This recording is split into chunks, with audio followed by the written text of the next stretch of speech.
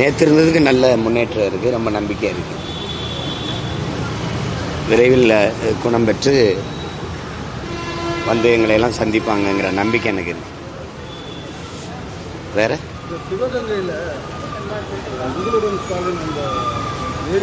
அதை விடுங்க. இது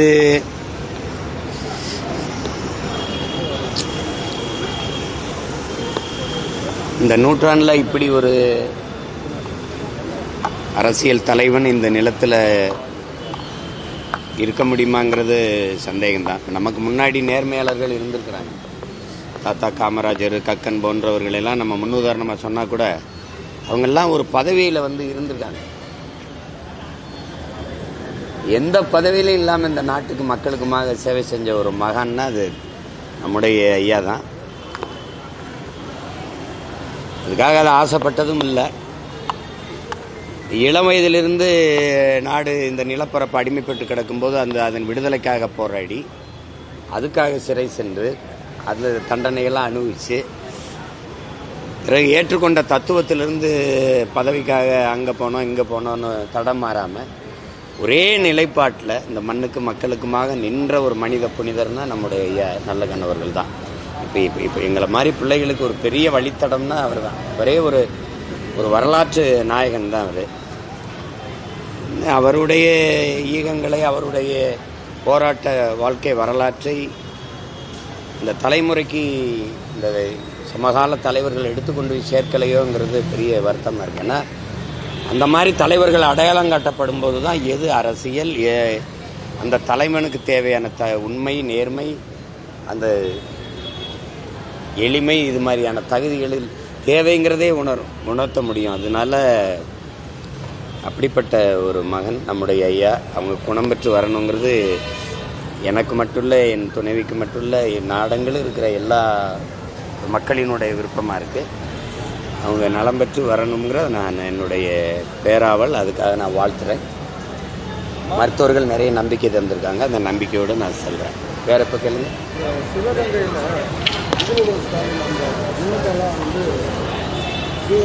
ஆமாம், இது சாக்கடை குழியில் கிடந்திருக்கு. அதை எடுத்து பார்க்குறாங்க. அவ்வளோதான் மக்களுக்கான மதிப்பு. அவ்வளோதான். எல்லா முன்பு பெறப்பட்ட மனுக்கள் எல்லாம் அந்த இதுகெல்லாம் கொடுக்கப்பட்ட உறுதியெல்லாம் 100 விழுக்காடு நிறைவேற்றப்பட்டதுன்னு உங்களுக்கு தெரியும். உங்களுக்கு நமக்கு நாமே பயணத்திட்டத்தில் பெறப்பட்ட அந்த இதெல்லாம் அவங்க 100 விழுக்காடு நிறைவேற்றிட்டோன்னு சொல்கிறாங்க. அதுபோக இப்போ உங்களுடன் ஸ்டாலின் பெறப்பட்ட மனுக்கள் என்ன நிலைமையில் இருக்குதுன்னு பார்க்கணும். அப்போ பிரச்சனைகள் அப்படியே இருக்குது. அடுத்த 6 மாதத்தில் தேர்தல் வரப்போகுது. 4.5 ஆண்டுகள் ஆட்சி நிறைவுற்று. அப்போ இன்னும் பிரச்சனைகள் இருக்குது. அந்த பிரச்சனைகள் என்னன்னு கேட்டு வாங்கி அந்த பிரச்சனை சாக்கடை தண்ணிக்குள்ளே கிடைக்கும். இவ்வளோதான் ஆட்சி. இதுக்கு பேர் தான் நல்ல ஆட்சி, திராவிட மாடல் ஆட்சி. இதுக்கு பேர் தான். அதிமுகவை ஆர்எஸ்எஸ் என்ன தவறுன்னு சொல்லி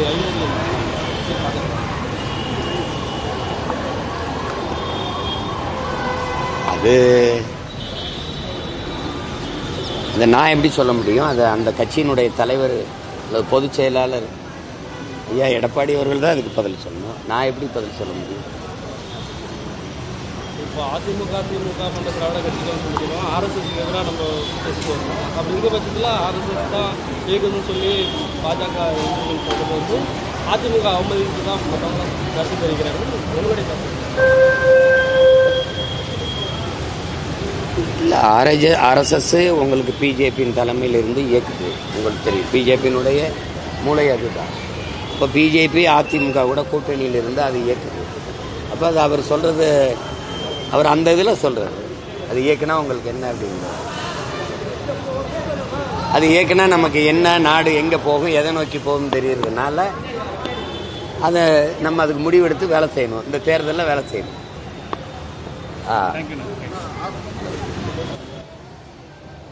என்னது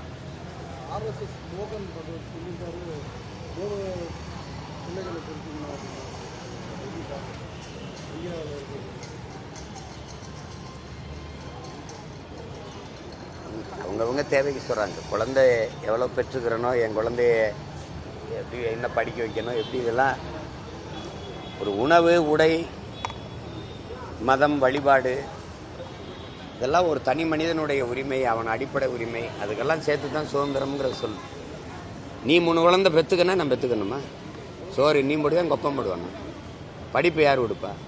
கல்வியை முதலாளிக்கு வித்துட்ட, மருத்துவத்தை முதலாளிக்கு வித்துட்ட, மின் உற்பத்தி விநியோகத்தை முதலாளிக்கு வித்துட்ட, சாலை போடுதல் பராமரித்தல முதலாளிக்கு வித்துட்ட, எல்லாத்தையும் வித்துட்ட, இராணுவத்தையும் வித்துட்ட. 100 விழுக்காடு அந்நிய முதலீடு வந்துடுச்சு. ஏர்போர்ட்டு, போர்ட்டு எல்லாம் தனியாருக்கு போயிடுச்சு. என்ன இருக்குது இதில்? 3 பிள்ளை பெற்று யார் வளர்ப்பா? யார் வளர்ப்பா? நாம் இருவர் நமக்கு இருவர்னு கொண்டு வந்தவன். அப்போ கொண்டு வரும்போது நீ என்ன பண்ணிக்கிட்டு இருந்தீங்க? நீங்கள்லாம் நாம் இருவர் நமக்கு ஒருவர்னு சொல்லும்போது என்ன பண்ணீங்க? நாம் இருவர் நமக்கு இதுக்கு இன்னொருவர்னு கேட்டாங்கல்ல, அப்போல்லாம் எங்கே போனீங்க? எங்கே போனீங்க? இப்போ அது இந்த 3 குழந்தை இந்துக்கள் பெறதா இல்லை இஸ்லாமிய இருக்கிறவரெல்லாம் பெறலாமா? அதுக்கு அனுமதி இருக்கான்னு கேட்டு சொல்லணும்ல நீங்கள். புரியுதா உங்களுக்கு? அதுக்கு தனி சட்டம் வந்தாலும் வரும். இந்துக்கள் மட்டும் 3 பிள்ளை பெறுங்க. இதெல்லாம் ஒரு பிரச்சனைன்னு போயிட்டு அவன் குடியிருக்க வீடு இல்லாமல் சும்மா ஒரு தார்பாய் கட்டி தூங்கிட்டு இருக்கான். 3 பிள்ளை பெருக்கு சொன்னால் பெற்றுடணுமா? நாடெங்கிலும் மது, கணக்கில்லாத போதைப் பொருள், அவன் திடீர்னு பைத்தியம் மாதிரி. இதில் 3 பிள்ளை பெருனா திரண்டு இருந்தால் தானே பெறுவேன். ஒரு வேளை சாப்பிட்றதுக்கே பெரும்போராட்டம் போராடிக்கிட்டு இருக்கான் மக்கள். ஒரு படிக்க போனால் அது முதலாளி கணக்கால் லாபமாக இருக்குது. அங்கே போனால் 10 லட்சம் சீட்டுக்கு, 20 லட்சம் சீட்டுக்கு. எல்லாம் டாக்டருக்கு படிங்கிறீங்க. சொல்லுங்கள், நீட்டு வந்தால் இந்த மருத்துவ கல்வியில் நடக்கிற கொள்ளை தடுக்கப்படும் சொன்னாங்க. அப்படி தானே சொன்னாங்க? இப்போ ஒரு மருத்துவ சீட்டுக்கு எவ்வளவு சொல்லுங்கள்? 31 லட்சம், 25 லட்சம். 5 வருஷம் 1.5 கோடி தேவை. யார் கொடுப்பா? நீங்கள் கொடுப்பீங்களா? இந்த படிங்கிறவன் கொடுப்பானா? ஒரு பைத்தியக்கார கூட்டத்துக்கிட்ட நாடு மக்களும் சிக்கிக்கிட்டு தவிக்கணும். இதில் 3 பிள்ளை பெருன்னு என்னது? இந்துவா பிறவா, இஸ்லாமியனா பிறவா, இல்லை கிறிஸ்தவனா பிறவா? கேட்டு சொல்லுங்க அவர்கிட்ட. ஐயா, இந்துக்கள் இஸ்லாமியரும் இந்த கிறிஸ்தவரும் 3 பிள்ளை பெறலாமா அப்படின்னு கேளுங்களேன். பெறலாம் அப்படின்னா அதை பற்றி யோசிப்போம். அமெரிக்கா வரி விதிப்பால இப்போ நெசவு மட்டும்தானே பாதிக்கப்படுது. நீ ஒவ்வொன்றா பாதிக்கப்படும். மிகப்பெரிய பொருளாதார வீழ்ச்சிக்கு நம்ம நாடும் மக்களும் போகும். அன்னைக்கு பங்களாதேஷ், இலங்கை மாதிரி ஒரு பெரிய ஒரு கிளர்ச்சி, ஒரு கலவரம் இந்த நாட்டில் எழும். ஒரு இட்லி 1000 ரூபாய்ன்னு வர்றது கூட, 1 கிலோ அரிசி 1000 ரூபாய்ன்னு வர்றது கூட வாய்ப்பு. இலங்கையிலையும் பங்களாதேஷ்லையும் இந்த கலவரம் வரும்போது இந்த நாடு எச்சரிச்சிருக்கணும். அது உன்னுடைய ஒரு ஸ்டேட் அளவு. அந்த அளவு கூட பாப்புலேஷன், அந்த விட நிலப்பரப்பு இல்லை. ஆனால் இது அப்படி இல்லை. இது ஒரு துணைக்கண்டம். இதில் அந்த மாதிரி பிரச்சனை வந்தால் என்ன ஆகும்னு யோசிச்சுக்கிட்டு அதிகாரத்தில் இருக்கிறவங்க திட்டங்களையும் சட்டங்களையும் கொண்டு வரணும். நல்லது.